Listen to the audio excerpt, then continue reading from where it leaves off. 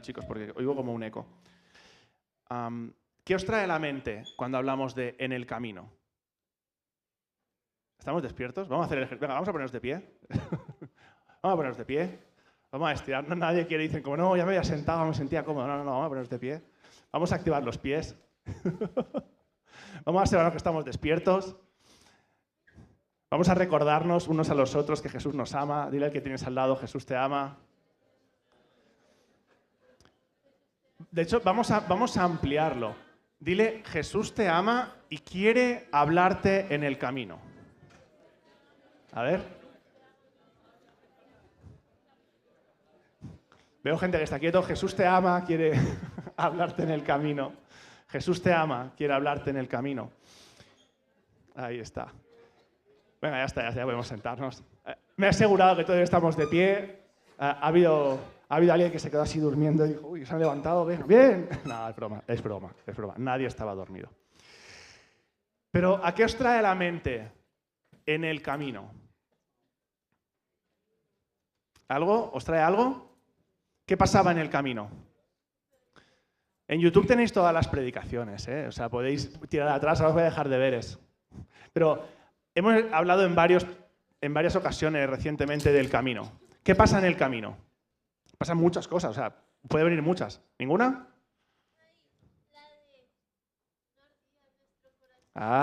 Camino de Emaús. Este es bueno porque además es con el que vamos a empezar. Otro más que no sea este. No ardían nuestros corazones mientras el Señor nos abría las Escrituras y nos las explicaba. El samaritano, la mujer samaritana, que Jesús también se desvía del camino porque era necesario pasar por Samaria. ¿Qué más pasa en Pablo? Cae del caballo. ¿Y dónde estaba? En el camino. Yendo de un lugar a otro. Y el Señor se lo encuentra y le cambia el destino. ¿Qué más? El camino de Jacob para encontrarse con su hermano.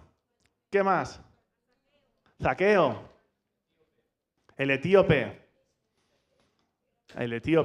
Iba camino de vuelta, había presentado sus ofrendas y volvía ¿con qué? Con un rollo, leyendo y el Señor se encuentra con Felipe y le dice, haz una cosa, ves al desierto. Y esta es buena, es que además es que la Biblia es increíble. Y Felipe estaba teniendo un ministerio, la gente se estaba convirtiendo y dice, ¿cómo me vas a sacar del lugar donde la gente está reaccionando al mensaje para mandarme al desierto? No tiene ningún sentido. Pero porque en el camino del desierto estaba cruzando el eunuco etíope, que estaba tratando de leer un texto y se lo encuentra Felipe y dice, ¿qué haces? No, leyendo aquí, dice, ¿ya entiendes lo que estás leyendo? Dice, ¿cómo lo voy a entender si nadie me lo explica? En el camino había una cita divina. ¿Qué más? La semilla, Bartimeo, ¿os acordáis? Bartimeo, el ciego. Amén. Entonces, en el camino suceden muchas cosas, pero si os puedo hacer un resumen de toda la predicación de hoy, es el siguiente. Muchas veces el camino es nuestro recorrido de un lugar A a un lugar B. El camino no significa nada más que quiero llegar al lugar B. En muchas ocasiones, pero quiero que sepas que en el reino de los cielos no es así. Nosotros, en el reino de los cielos, sucede que vamos del lugar A al lugar B, pero nuestro estado no cambió. El camino no fue una transición, el camino no fue solo un evento, sino que es un estilo de vida. Y vamos a ver por qué Jesús enseñaba el camino como estilo de vida. Y cuando leemos los evangelios, vemos una frase repetida, que hemos visto muchos pasajes del Antiguo Testamento también, pero en el Nuevo Testamento habla en muchas ocasiones de que mientras iban en el camino,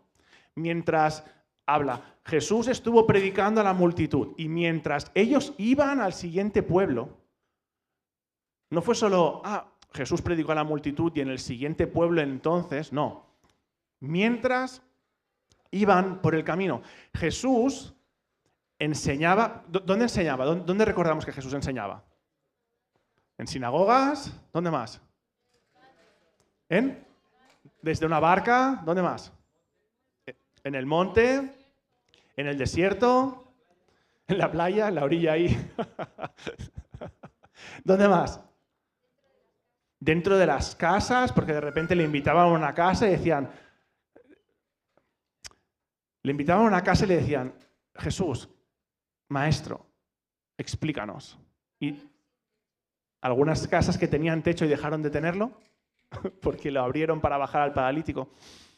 Pero en todos estos lugares eran lugares donde la gente venía a buscar a Jesús, pero había otro lugar que estaba destinado solo para seguidores y discípulos.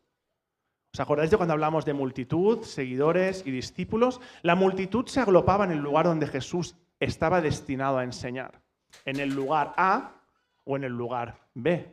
Iban al lugar donde Jesús iba a predicar y estaban ahí, escuchaban el mensaje y se volvían a sus casas. Pero en el camino, desde el lugar A al lugar B, Jesús no dejaba de ser Jesús. Jesús no dejaba de ser Señor y Jesús no dejaba de ser Maestro. Y las personas que le seguían en el camino seguían siendo enseñadas. Así que Jesús enseñaba en las sinagogas, Jesús enseñaba en el campo, Jesús enseñaba en las casas, pero Jesús enseñaba en el camino. Y hay un tipo de enseñanza específica en el camino que espero que sea una enseñanza que nosotros como iglesia adoptemos en nuestro corazón. Porque la enseñanza en el camino no era destinada a alumnos, era destinada a discípulos. Era destinada a aquellos que no solo querían entender los conceptos, como quien aprende matemáticas, sino que querían aprender a hacer las cosas como el maestro las hacía. Esa es la diferencia entre un alumno y un discípulo, que luego veremos más adelante. Así que el camino para Jesús no solo era una forma de pasar de un lugar al otro, sino que era el lugar donde sucedía la transformación de personas no capacitadas. ¿Cuántos no capacitados conocemos en la Biblia? Todos los discípulos. A lo mejor eran capacitados para pescar, algunos tampoco ni eso. Pero no eran capacitados para la obra para la cual el Señor los llamó. Los convirtió en personas capacitadas en el camino. Entre una enseñanza y en otra. Y me vienen pasajes a la mente cuando decía, ay, y cuando explicaste esto, ¿qué querías decir? Y entonces estaba la parábola para toda la multitud que tenía que escuchar el mensaje por primera vez. Pero los discípulos tenían un mensaje desgranado, separado para que ellos pudieran tener crecimiento. Pero no solo el conocimiento teórico, sino entender, y veremos un poco más adelante, cómo era entender al maestro, no solo entender la materia que el maestro da. ¿Hasta aquí se siguió? ¿Se entendió esta diferencia? Y lo que es muy importante es que esto rompe por completo la manera que hoy en día estamos entendiendo la vida espiritual. Porque muchas veces nos pasa lo mismo como cristianos. Decimos, voy a ir a la iglesia a recibir palabra, lo cual está bien. Voy a ir a tal evento porque hay una noche de adoración y quiero estar en ese tiempo de fuego. Pero entonces nuestra vida cristiana es lo que sucede de evento en evento. ¿Se entendió? De un domingo a un miércoles, Y yo quiero que nos cambie el paradigma, la forma de entenderlo, que la vida cristiana no es lo que pasa de domingo a domingo, no, ¿sí? Sino entre domingo y domingo. El mensaje de Jesús era importante cuando predica, cuando hace el Sermón del Monte, nos sirve a nosotros para entender muchísimas cosas del reino de los cielos. Era muy importante, pero la vida cristiana no es entender el Sermón del Monte, es aplicarlo entre. ¿Se entendió? En el camino, entre un lugar y otro. No podemos vivir, y hoy en día estamos viviendo en esa forma de entender que dividimos lo espiritual y lo cotidiano.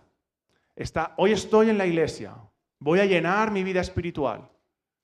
Y mañana voy al cine, que está genial, pero es cotidiano. Son dos cosas separadas. Y para Jesús no eran dos hechos aislados. Ellos vivían en el mientras. Mientras iban no iban al cine porque no existía, ¿vale? Pero imagínate que fueran al cine. Ellos iban al cine, sí, hacían cosas. La Biblia habla. Jesús cómo era? ¿Cómo habla de cuando Jesús cuando queremos aprender cómo era, si Jesús era aburrido o divertido? Nos ponen ejemplos con los niños. ¿Cómo era Jesús? Hacía reír a los niños. Y los niños se reían. No era aburrido. Seguro que hacía bromas, seguro que habían un montón de cosas que la gente se reía, tenían tiempos en el que lo pasaban bien, tiempos en los que se sentaban, descansaban, en los que a lo mejor bailaban. ¿Quién se acuerda de cuando Jesús baila? Las bodas de Canaán. Jesús bebía vino en moderación. Jesús era divertido y lo cotidiano no era malo, pero él no dejaba de vivir su misión, él no dejaba de vivir su vida espiritual. Su vida espiritual y su vida cotidiana iban de la mano. Era un mientras. No era un de. Ahora aquí, espiritual. Ahora me voy. He llegado al punto B. Él siempre era, y él esperaba que los discípulos fueran igual. ¿Sí? Jesús no trabaja de esta forma. La forma de Jesús es que Jesús forma un corazón mientras tú avanzas. No cuando tú te detienes. Voy a repetirlo. Jesús no forma el corazón cuando tú te detienes y te quedas quieto, sino que Él lo hace mientras tú avanzas. El mientras es muy importante. ¿Sí? ¿Seguimos despiertos o ya os dormí? Así que vamos al punto 1. Porque Jesús nos enseña en el camino. Y como justo dijo Aleja, ¿qué pasó? Quieren que pongas otra vez la frase de antes porque Aleja quería hacer una foto.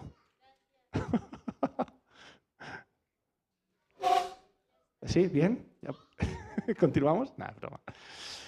Y si me acompañáis a Lucas 24, en Lucas 24 sucede un pasaje. ¿Quién se acuerda? De hecho, hace poco lo estuvimos hablando. El camino de Emaús. ¿Qué sucede en Emaús? Jesús ha muerto, ha resucitado, pero están esperando. Porque Jesús dijo, no os preocupéis, al tercer día, ¿qué? ¿Qué he hecho? Es el tercer día, he hecho dos. No sé ni si contar ya. Al tercer día, ¿qué pasó? Bueno, ¿qué tenía que pasar? ¿Qué dijo Jesús? Resucitaré. Entonces, ellos, Jesús ha muerto, ¿lo han visto? Están nerviosos porque están preguntando quiénes son sus seguidores, seguramente los querrán matar. Y en mitad de eso, ellos van por el camino pensando, ya han pasado los 3 días. Y me alucina este pasaje, en Lucas 24, del 28 al 32, un poco antes de se encuentran con alguien por el camino, que era Jesús, pero no lo reconocieron. Ha resucitado Jesús. Entonces, se encuentran con Jesús resucitado, no lo reconocen y les empieza a preguntar, ¿no? ¿Y qué hacéis y tal? No, es que ¿no sabes lo que ha pasado? ¿No te has enterado? Fue notorio, la muerte de Jesús fue notoria. Y dicen, ¿tú de dónde vienes que no te has enterado? Había un profeta, maestro, y fue tomado y fue asesinado, pero él dijo que iba a resucitar. Y hoy se han cumplido los 3 días. Esto le están hablando a un desconocido que está caminando. ¿De dónde has salido tú? Que no te has enterado de lo que ha pasado. Y entonces, dice que iban hablando y llegaron a la casa y Jesús hace como, tengo que ir más lejos. Mi destino está en el punto B, está más allá. Dice el versículo 28, llegaron a la aldea donde iban y él, Jesús, hizo como que se iba más lejos. Pero ellos le obligaron a quedarse. Di conmigo, le obligaron. Le obligaron. Sara esta mañana estaba compartiendo de cuándo a veces tenemos que ser inoportunos. Y Sara lo describió, yo le dije, esto es para prédica, es una pena que lo dejes en 10 minutitos. Pero a veces tenemos que ser inoportunos. Tratemos de no serlo con las personas, ¿vale? Pero a veces hay que serlo. A veces hay que ser inoportuno. A veces sabemos que hay que hacer algo y la persona no desea que le vengas a molestar, como el juez injusto. No, ahora no me apetece. Pero tú sabes que hay que hacerlo y hay que ser inoportuno. Y estas personas le obligaron a quedarse diciendo, quédate con nosotros porque se hace tarde y el día ya ha declinado. O sea, quédate con nosotros, no te vayas porque se hace de noche y el camino es peligroso.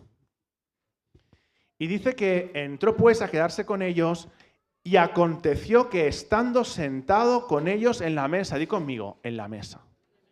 ¿Dónde estaban sentados?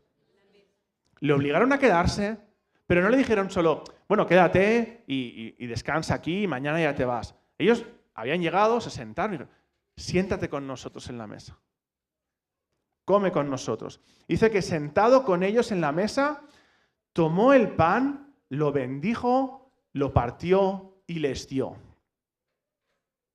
Y dice el versículo 31, entonces les fueron abiertos los ojos y le reconocieron, mas él se desapareció de su vista. ¿Y cómo crees que tiene que ser alguien para que cuando parte el pan tú reconozcas, aunque físicamente no se parecía a Jesús, tú sepas que ese es Jesús? Alguien de la multitud jamás podría haberlo hecho.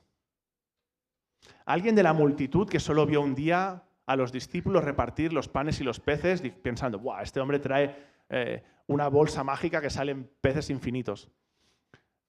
Esos no lo hubieran reconocido. Para poder reconocer a Jesús, cuando parte el pan, tú tienes que conocer muy bien a Jesús. Tú tienes que haberte sentado mucho con Jesús en la mesa, tú le tienes que haber visto partir el pan muchas veces y bendecir la mesa muchas veces. ¿Se entendió hasta aquí? ¿Ah? Lo inoportuno. Hay veces que hay que inoportunar, porque Jesús se iba a ir. Y le dijeron, no, te obligamos a quedarte. No era oportuno para él, porque él dijo, no, yo me voy a otro sitio, dejadme tranquilo, yo no, imagínate. No, quédate. Y tocándose los bolsillos como diciendo, me quieren robar. Le inoportunaron, no era lo que le apetecía a él, pero era lo que tocaba hacer.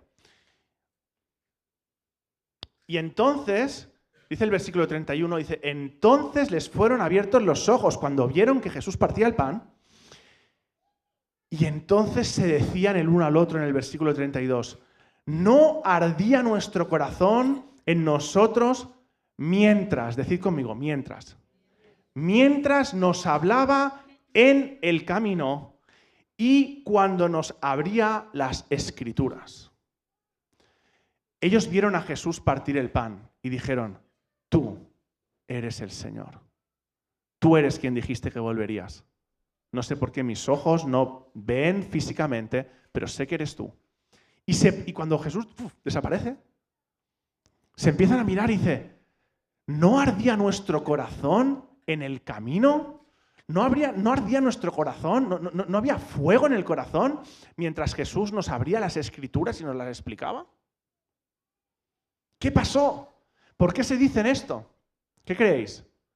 ¿Cómo estaba su ánimo antes de ver a Jesús? Apagado, estaban como, bueno. Y cuando vuelven a ver a Jesús, se exhortan, se inoportunan el uno al otro, diciendo, ¿no ardía nuestro corazón? ¿Qué ha pasado? ¿Qué pasó con el fuego en mi corazón? ¿Solo fue mientras Jesús estaba en ese momento? ¿Solo fue cuando vi el poder de Dios? ¿Se apagó?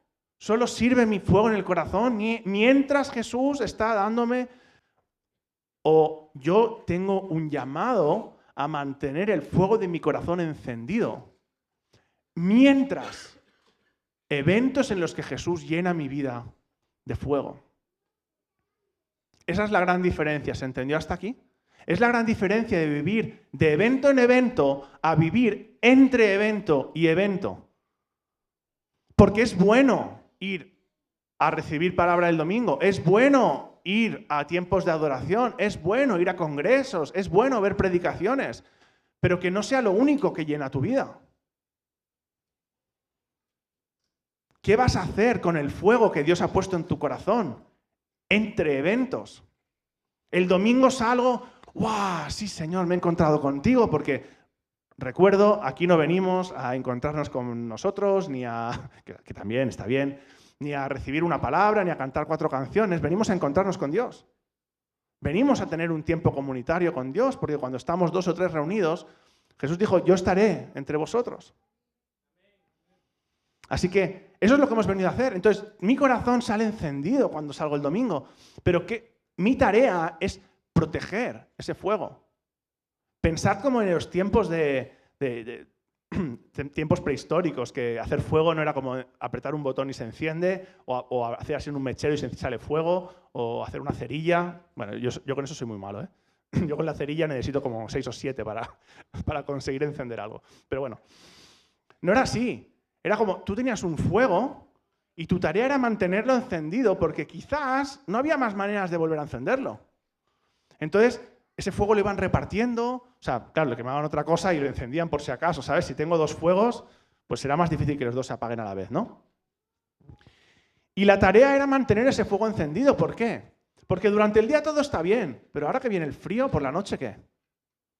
Sin el fuego, mi vida está en juego. Tengo la tarea, la responsabilidad de mantener el fuego encendido. Y se giran uno al otro y dicen, ¿no ardían nuestros corazones mientras Jesús nos hablaba en el camino? Mientras nos abría las Escrituras. ¿Qué ha pasado? ¿Qué ha sido de nosotros? ¿Qué cambió? Han pasado 3 días. 3 días. Y se apagó su corazón. Y se exhortan. Los discípulos de Maús caminaban con el corazón roto.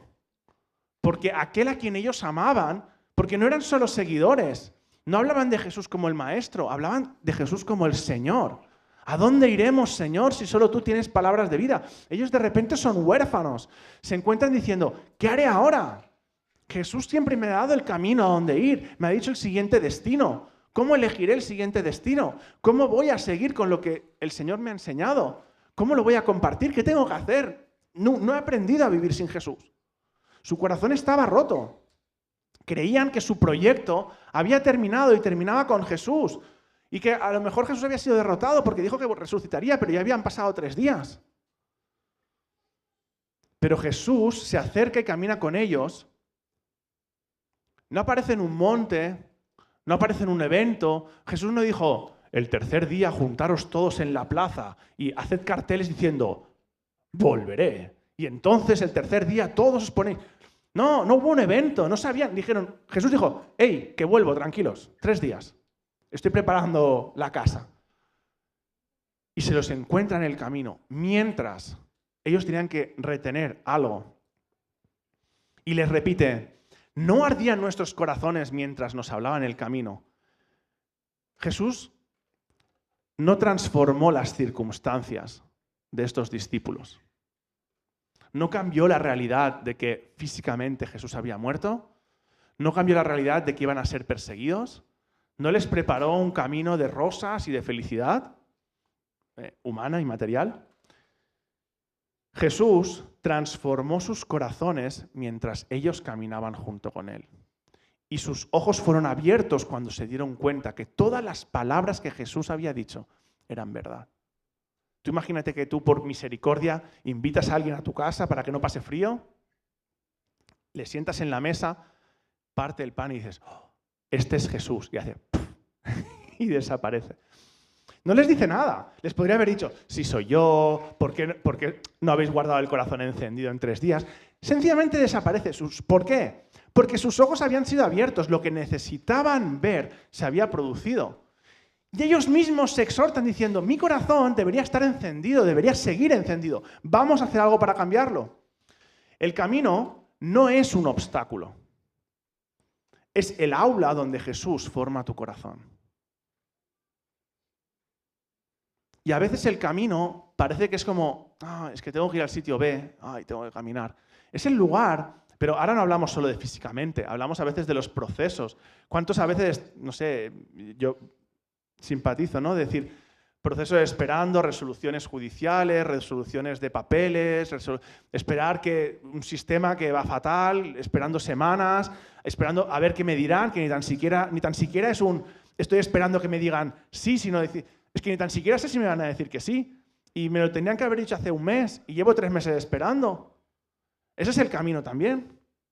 Ese es un tiempo en el que una incertidumbre es una molestia, pero el camino no siempre es un obstáculo, hay muchas veces que es un aula donde Jesús está transformando, le está dando forma a tu corazón y al mío. Donde somos probados en nuestra fidelidad y donde espero que nos podamos mirar a los ojos como hermanos y compañeros de fe y nos digamos, ¿no ardía mi corazón cuando estaba en A?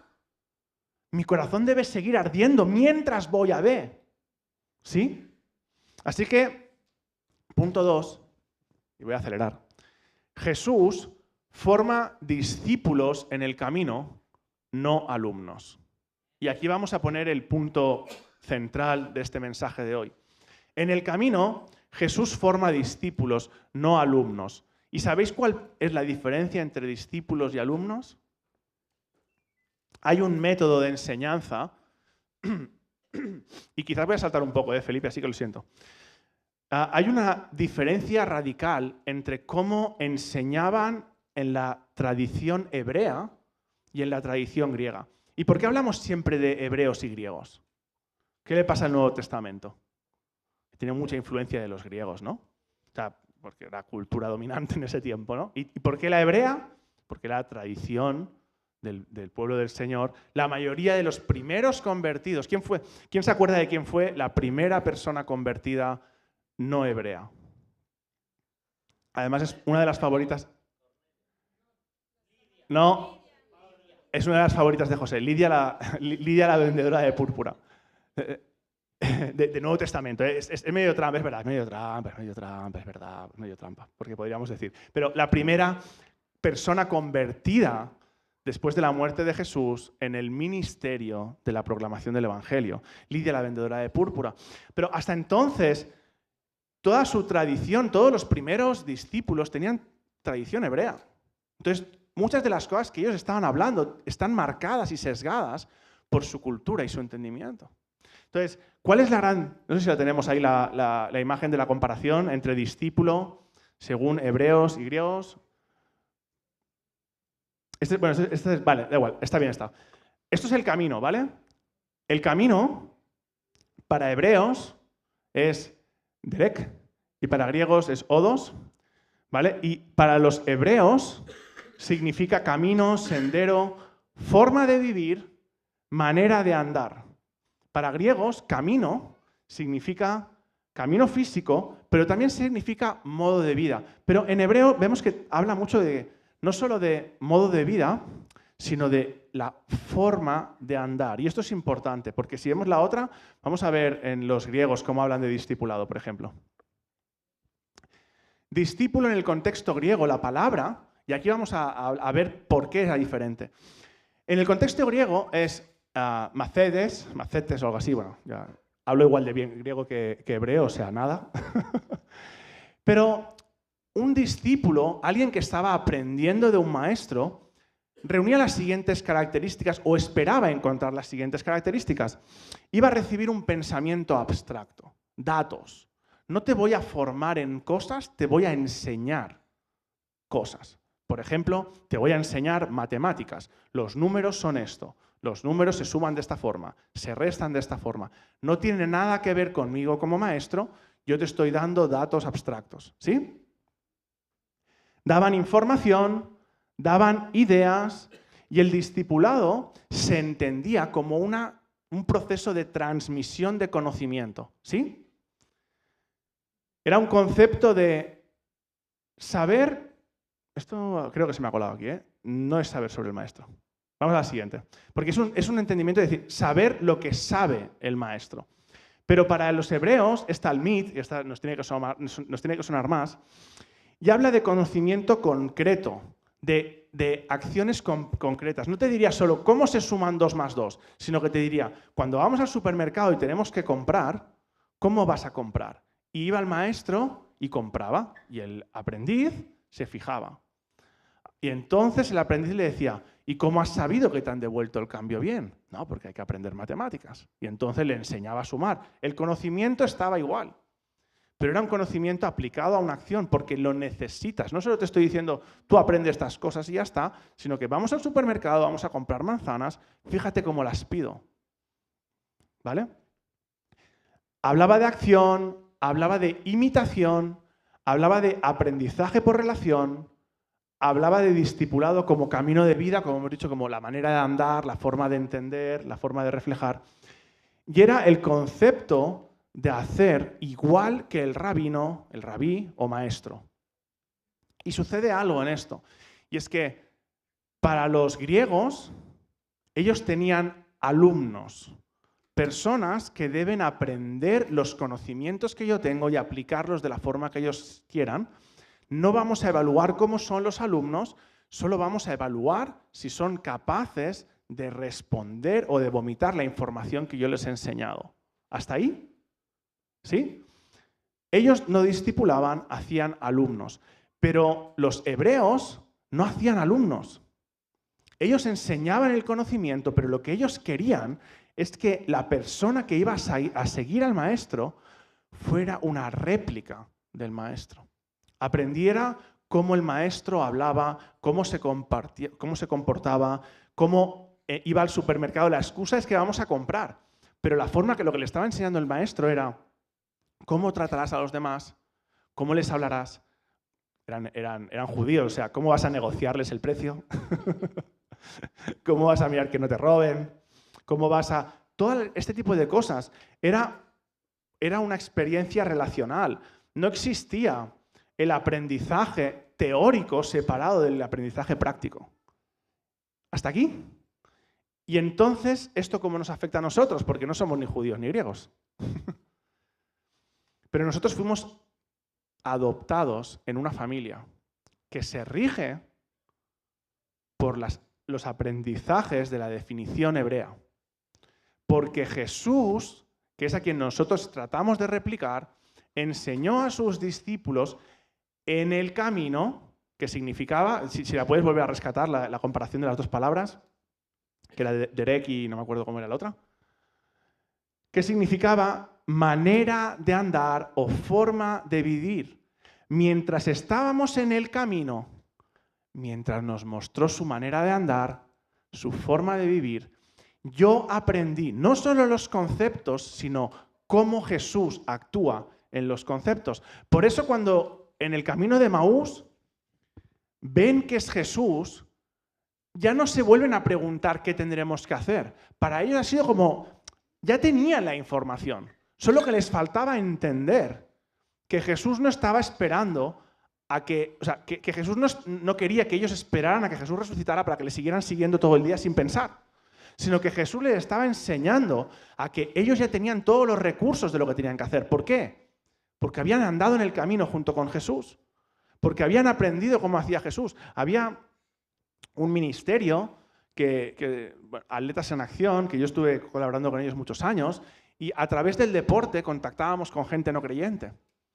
Y hacíamos obra social y demás, pero una de las cosas que nosotros hacíamos es que nos hacíamos unas pulseras, que esto sonará porque también lo hacía mucho Youth with a Mission o Jóvenes con una Misión, que decían, ¿qué haría Jesús? What would Jesus do? ¿Qué haría Jesús en esta situación? Y era una pulsera que cuando tú la mirabas te volvías a recordar para decir, vale, tengo que actuar. ¿Qué haría Jesús si estuviera en mi lugar? ¿Por qué? Porque si nuestro corazón ha ardido por Jesús, hemos indagado en la palabra, nos hemos llenado del Señor, por más estemos como estemos, sí que tenemos los recursos para entender qué haría Jesús en mi lugar. Y lo peor de todo es que la mayoría de las veces que nosotros mirábamos nuestra pulsera para preguntarnos qué haría Jesús en mi lugar, era decepcionante.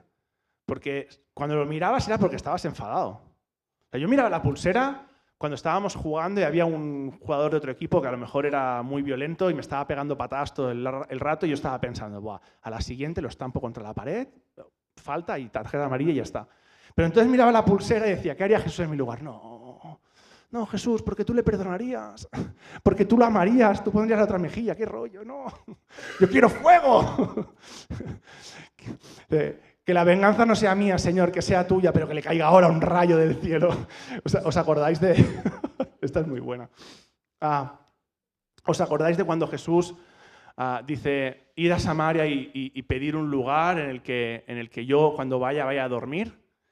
Y manda a 2 discípulos y van para allá, no sé si os acordáis de esta, pero es buena. Y llegan y le preguntan, no, mira, que Jesús, mi maestro, quiere pasar, venimos de camino y quiere dormir aquí y tal. Y claro, le contestan, nosotros somos samaritanos, ¿qué va a hacer un judío aquí? ¿Sabes? O sea, ¿qué vas a hacer tú aquí? Nosotros no nos llevábamos bien, era como si vienes tú con la camiseta del Barça y vas a casa de Luis, que le encanta el Real Madrid, y le dices, hola, quiero dormir aquí, y te traes tu saco de dormir del Barça. Y Luis dice... Claro, primero te dice, esto no entra en mi casa, ¿sabes? Pero luego se mira la pulsera y dice, ¿qué haría Jesús en mi lugar? Le tengo que predicar del Real Madrid, no. Para que se conviertan ellos a mí, no yo a ellos, ¿no? No, pero, claro, le dicen, es que mi maestro quiere pasar la noche aquí. Y le contestan, ya, pero yo soy samaritano, ¿qué va a pintar un judío en mi casa? Entonces vuelven y ellos van pensando y tal, y se encuentran con Jesús y dice, ¿habéis resuelto ya este problema que tenemos para dormir? Dice, tengo dos noticias, una buena y una mala. Y dice, bueno, pues como todo. Cuéntame la buena. Hemos resuelto, vas a poder dormir en la casa. Y dice, vale, ¿y la mala? Bueno, a ver, que nos han dicho que no, pero vamos a orar e interceder por el Dios de Elías para que les caiga fuego del cielo, los consuma y la casa sea para ti. Y claro, Jesús dice, pero que no tiene sentido. O sea, ¿de dónde habéis salido? No habéis entendido absolutamente nada. Ese no es el plan. Ese no es el plan. Entonces, Jesús les había dado la muestra de cómo hacer las cosas. Ellos tenían el recurso, porque Jesús no quiere dar solo conceptos, teorías. No quiere dar solo, no, ¿cómo tengo? Porque le venían a Jesús con preguntas muy prácticas. Y, vale, ¿cuántas veces tengo que perdonar a mi hermano? ¿7 veces? ¿70 veces? Dice, 70 veces 7, o sea, 4. Y entonces el otro está empezando, multiplicación, porque había ido con el otro que sí que era maestro, y dice, 490. Y después, entonces, la 491 ya le puedo pegar. No has entendido nada. Era simbólico, ¿no? Como realmente Jesús le está enseñando una forma de comportarse, de entender. ¿Qué haría Jesús en mi lugar? No puedo pedir solo el fuego, la venganza, porque no es lo que quiere Jesús. Pregunta para todos. Cuando leemos los evangelios y las primeras cartas de la iglesia primitiva, los discípulos hablan de la vuelta de Jesús como ¿qué? Como algo inmediato. ¿Verdad o mentira? ¿Y creéis que fueron engañados? Pero hace 2000 años. El inmediato del Señor no es tan inmediato como el mío, ¿no? Ellos vivían con el deseo, pero con el convencimiento de que Jesús volvía pronto. Y cuando yo a veces me pregunto, cuando pasan absolutas desgracias y pienso, Señor, ¿por qué no vuelves ya y terminas con todo esto? Porque todos sabemos que cuando vuelva Jesús, vuelve lo perfecto. Se acabó todo lo malo, se acabó todos los problemas y todos aquellos que hayan perseverado en su fe y que amen al Señor hasta lo último de sus días, serán levantados, volveremos con el Señor y ya todo será perfecto, todo será bueno. Se acabó esperar a que nos confirmen si los papeles salen o no. Se acabó esperar, no hay que pagar ya más alquileres. Se acabó pagar deudas. Ya no hay que estar enfermo, no hay que ir al hospital. Se acabó todo. Bueno, Señor, ¿por qué no vuelves hoy? Señor, vuelve pronto. Pero esta me ha dolido a mí durante este año. Tener que recordarme. Señor, vuelve pronto, deseo que vuelvas pronto, pero tengo que entender por qué no vuelves pronto. ¿Por qué no has vuelto ya? ¿Quién sabe por qué no ha vuelto el Señor ya, hoy? ¿Por qué más? Hay una palabra que... ¿Quién puede definir a Jesús con una palabra? Por el mismo amor que Jesús vino a la tierra a morir por ti y por mí, a ser crucificado para que tengamos restauración y podamos volver a tener relación. Por ese mismo amor al que nos aferramos cuando Cristo nos rescata, por ese mismo amor a las almas perdidas, el Señor está retrasando su venida. Porque está dando la oportunidad a las generaciones que quedan, que yo creo que son pocas, o muy pocas, para volver por amor a aquellos que faltan por salvarse. Pero si tú y yo entendemos que Jesús está retrasando su venida por amor a aquellos inalcanzados, tú y yo no podemos quedarnos hoy esperando en el punto A diciendo, Señor, ven ya en el punto B, ¿qué voy a hacer en este proceso? No, estoy esperando a que llegue el punto B. Si yo entiendo que mi Señor está esperando y retrasando su venida, porque ama a las personas perdidas, yo en este camino tengo que hacer algo. Yo puedo ser una herramienta en las manos del Señor para que esas personas que Él ama y que Él desea alcanzar, sean alcanzadas. Pero no lo puedo hacer solo como un maestro. No lo puedo hacer solo pegándole golpes de Biblia en la cabeza. No puedo escupirle palabras del Evangelio. Tengo que entender que mi forma de evangelizar, y este mensaje del camino va en 3 partes y estos son otras 2 sesiones, pero tengo que entender que yo no puedo pensar que para cumplir el propósito del Señor, que es amar hasta las últimas consecuencias a las personas perdidas y quererles traer de vuelta a casa, yo tengo que compartir el Evangelio, tengo que proclamar el Evangelio, tengo que compartirlo, evangelizarlo, pero que evangelizar nunca puede ir separado del discipulado. Yo no voy por ahí y le tiro una Biblia en la cabeza a alguien, conviértete, como si fuera un cazador de Pokémon. ¡Fua, toma! ¡Ah! Y espero a ver qué pasa. Bueno, a lo mejor es el público es incorrecto. A lo mejor nadie sabe ni de lo que estoy hablando, ¿sabes? Pero bueno, en el juego este le tirabas la Pokéball esta y entonces hacía así y dependiendo de lo que fuera, se cerraba y capturabas el Pokémon o se abría y tenías que seguir luchando, ¿no? Entonces yo no puedo ir por la calle con la Biblia, tirársela a alguien y a ver qué pasa. No funciona así. Yo tengo que estar compartiendo mi testimonio mientras estoy en el camino, compartiendo lo que el Señor hizo conmigo, entendiendo que qué haría Jesús en esta situación, tratando de parecerme más a Jesús cada día, tratando de compartir las cosas de la forma que Jesús las compartió y que por testimonio y por contacto la persona empieza a entender quién Jesús es. Porque Jesús no es un concepto.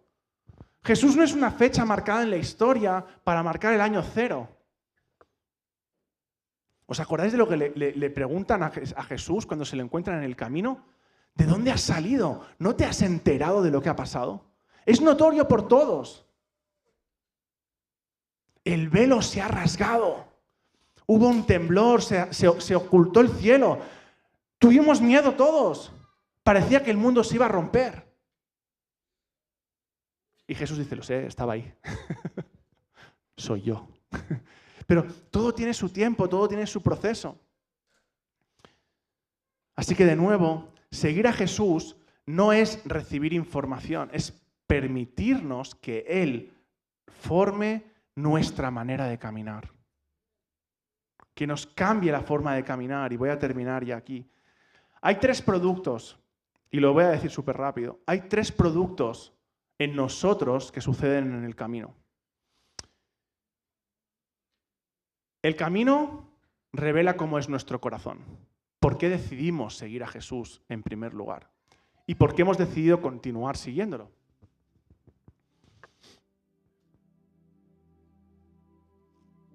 Y para los que tomáis notas, os podéis leer Marcos 10, no lo vamos a leer por tiempo, pero Marcos 10, del 32 al 45. Jesús está hablando de la cruz, pero los discípulos están hablando de puestos. Están hablando de quién será el más grande, quién estará contigo, quién estará. El camino mostró lo que realmente había dentro de algunos de ellos. Estamos hablando de Marcos 10, del 32 al 45. Porque caminar con Jesús no solo nos acerca a su presencia, sino que expone lo que hay en nuestro corazón.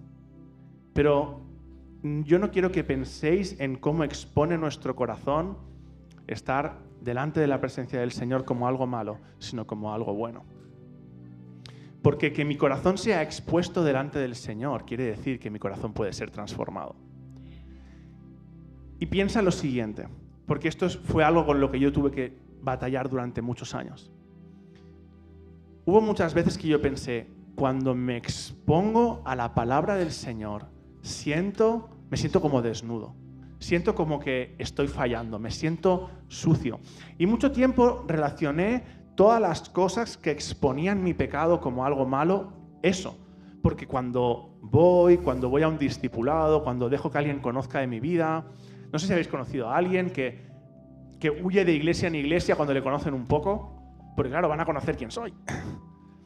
Y no quiero ser expuesto. Y yo proyectaba que todo eso era malo, cuando en realidad eso, en el lugar adecuado, es la oportunidad para que yo cambie. Porque lo que a mí no me gustaba no era que me dijeran lo que estaba mal, era darme cuenta que en el reflejo me veía mal. Porque si tú te sientes bien con cómo estás, da igual lo que te digan, porque tú estás bien. Yo estoy bien, yo no he hecho nada malo. Pero el problema, el conflicto surge cuando nos damos cuenta que hay cosas en nosotros que no nos gustan.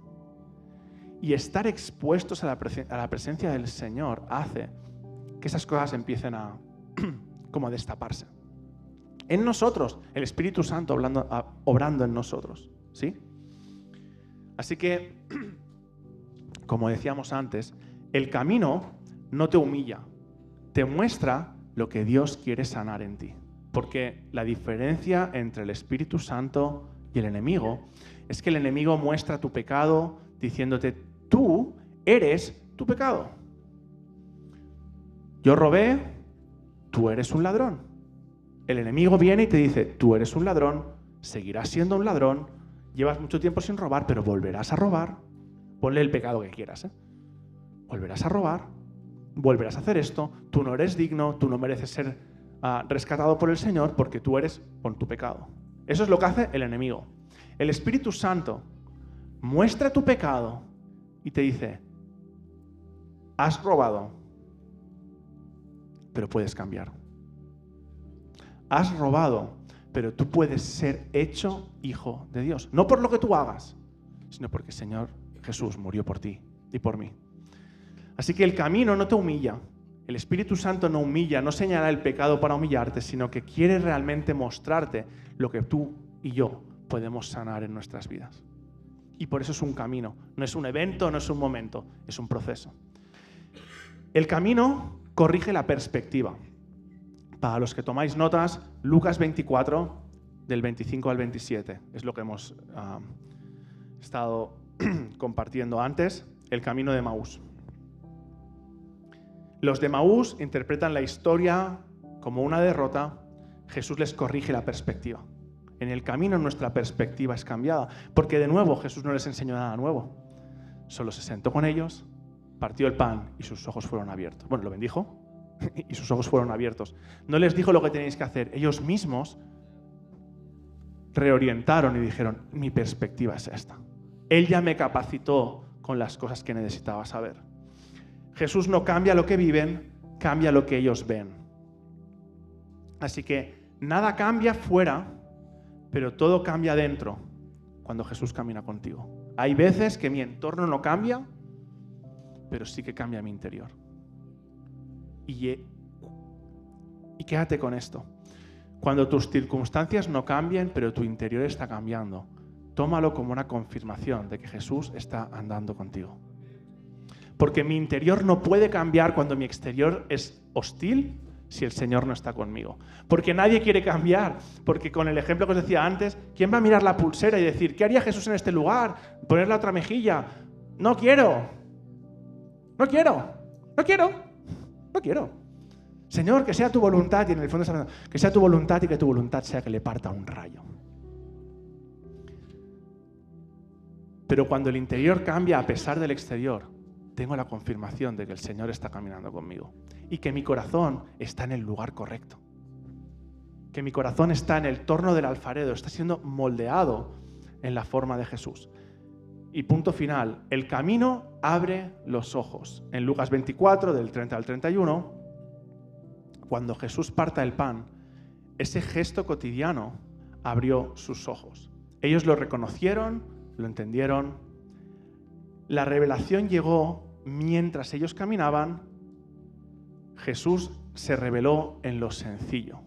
Porque Jesús no necesita espectáculos pirotécnicos para tocar nuestro corazón. Que es genial, ¿eh? Puede ser en un evento, en un congreso, en un tiempo de adoración, en un concierto, siempre que sean cosas que alaben al Señor, ¿no? Pero Dios se puede mostrar en todas esas cosas, pero yo quiero que sepas que Jesús también se revela en lo cotidiano. Como decíamos antes, Pablo iba en lo cotidiano, ni tan siquiera estaba haciendo nada para honrar al Señor. Iba de un lugar a otro.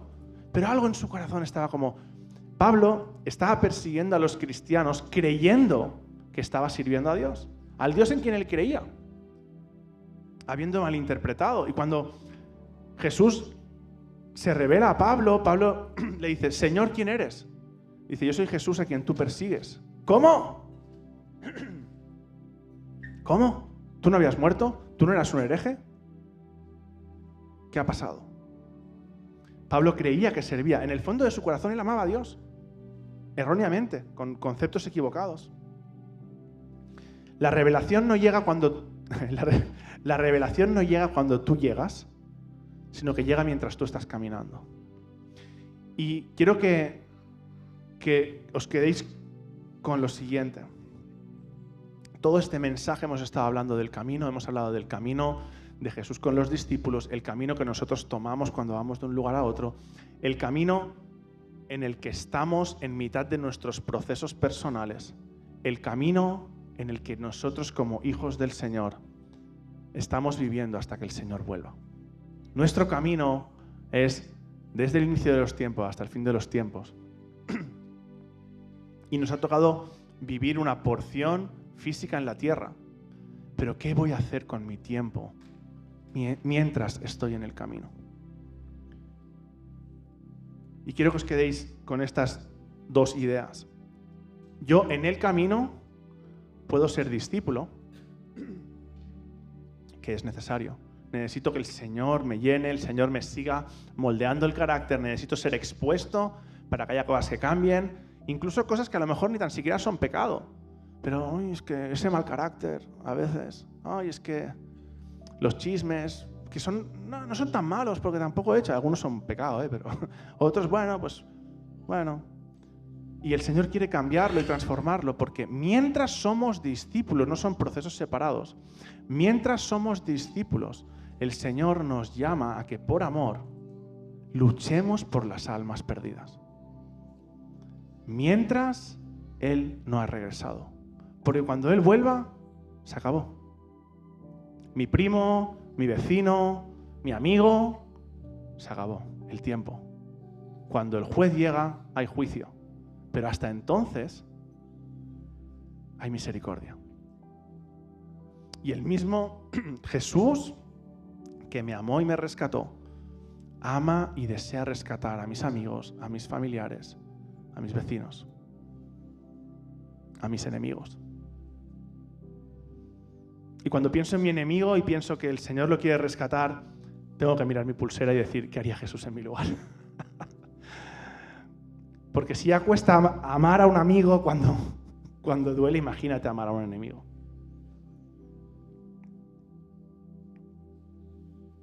Y ese es el llamado de Jesús para nosotros. Y yo oro para que esta sea una iglesia que desea ser enseñada en el camino, que no desea solo encontrar a maestros para ser alumnos, sino que desea buscar y vivir bajo el discipulado de Jesús, deseando ser discípulos enseñables en el proceso, para que mientras son enseñados, tomen la determinación de enseñar a otros. Y hago un poco de spoiler ya de lo que viene en los otros mensajes, pero solo para cerrar totalmente, definitivo. Están diciendo, has dicho cerrar 6 veces ya.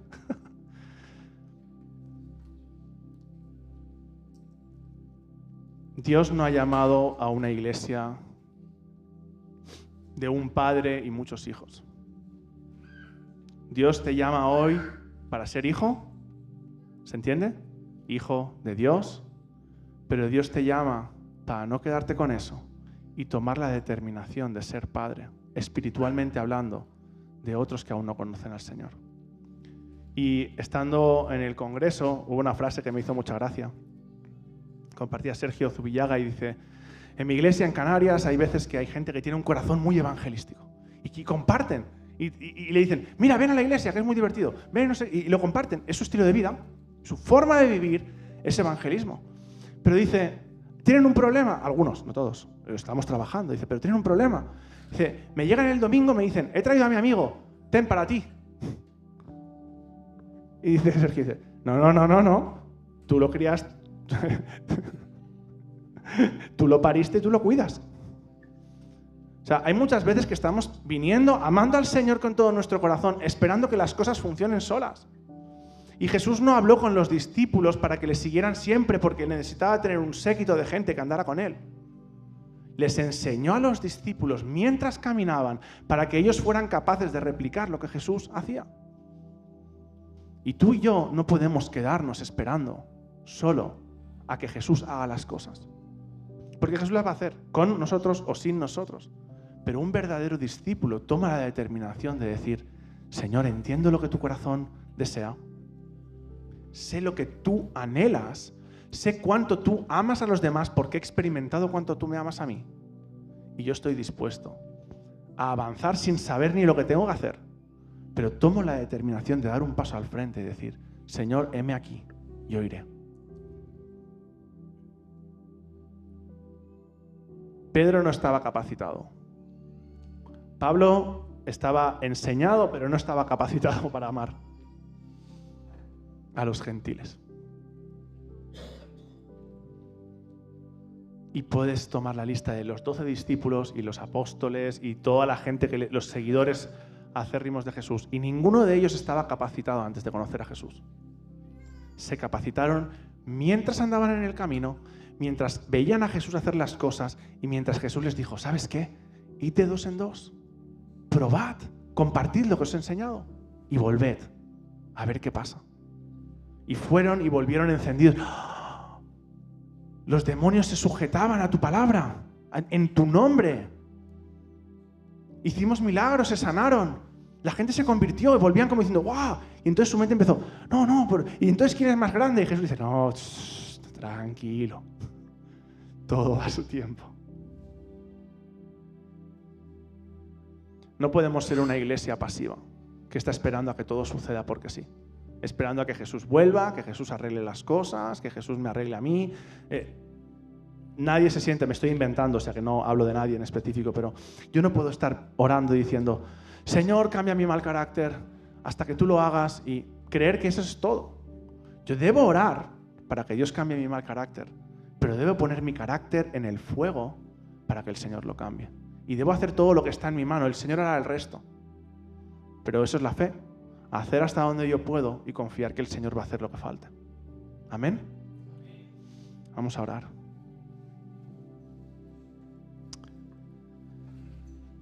Padre, venimos ante ti en el nombre de Jesús, agradeciéndote por cuán bueno tú eres con nosotros. Agradeciéndote porque tú nos rescataste, porque tú nos amaste. Y Señor, que como leíamos hoy con los discípulos en Emaús, Señor, que nuestros ojos sean abiertos, nuestro velo sea quitado y podamos ver y entender cuánto tú amas a todos aquellos que por ahora están perdidos. Señor, ayúdanos a ver nuestra parte, nuestra posición en tu plan para los últimos tiempos. Señor, ayúdame en lo personal a entender qué es lo que tú quieres hacer en mí. Señor, ayúdame a parecerme cada día más a ti. Transforma mi corazón. Porque yo soy una persona no capacitada, Señor, pero tú nos capacitas mientras caminamos contigo. Señor, te pido que los demás puedan verte a ti en mí. Porque ningún evento, ningún texto salva, solo salvas y rescatas tú. Y en el nombre de Jesús, sabemos que tú moriste en la cruz para traer salvación, para traer la libertad y para traer sanidad. Y en el nombre de Jesús te pedimos que esta sea una iglesia en la que tú salves, en la que tú liberes y en la que tú sanes. En la que tú estés presente, que las personas no nos vean a nosotros, sino que te vean a ti. Que este sea un lugar de encuentro contigo, un lugar de restauración. Y en el nombre de Jesús oramos por las mentes, oramos por todas esas malas palabras y etiquetas que el enemigo ha puesto en nuestra mente, que nos ha tratado de definir por el pecado que hemos cometido, pero en el nombre de Jesús, Espíritu Santo, yo te pido que tú traigas una nueva palabra de identidad, una nueva palabra de identidad como hijos e hijas tuyas, Señor, y que sobre esa palabra de identidad tú no solo traigas un respiro en el alma, Señor, sino que tú traigas una voluntad firme de poner nuestras vidas en el fuego para que tú la transformes, Señor. Yo te pido y oro por una iglesia de discípulos aférrimos que siguen en el camino, que siguen tus enseñanzas, que siguen a pesar del tiempo, a pesar de las inclemencias, a pesar de la adversidad, a pesar de nosotros mismos muchas veces, a pesar de nuestros deseos. Señor, que sea tu voluntad y no la nuestra, Señor. Que sean tus juicios y no los nuestros. Enséñanos a amar tu justicia. Señor, enséñanos a amar tu justicia, porque tu justicia implica que nosotros amamos lo que tú amas, muy por encima de lo que amamos nuestro. Y oramos todo esto en el nombre de Jesús. Amén y amén y amén.